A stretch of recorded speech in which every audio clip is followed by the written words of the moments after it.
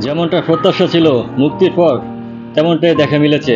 ঝড়ের গতিতে প্রেক্ষাগৃহে তাণ্ডব চালাচ্ছে প্রবাস দীপিকা অভিনীত চলচ্চিত্র কল্কি 2898 এডি।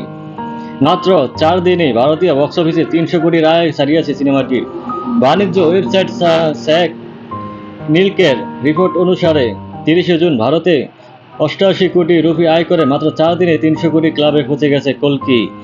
রবিবার তেলেগু ভার্সনে সিনেমাটি 36 কোটি 38 লাখ রুপি আয় করেছে, আর হিন্দিতে 40 কোটি।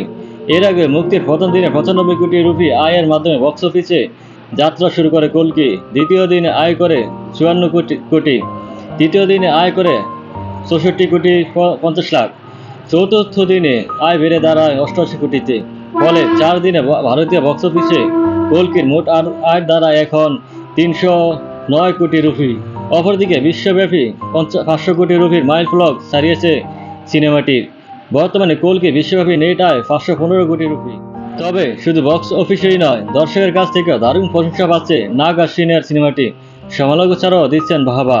সিনেমার বিএফএক্স ও চিত্রনাট্যের প্রশংসা পঞ্চমুখ সবাই। সায়েন্স ফিকশন ও মিথোলজির দারুণ সংমিশ্রণ ঘটিয়েছেন নির্মাতা নাগ অশ্বিন, এমনটাই মন্তব্য সবার মুখে মুখে।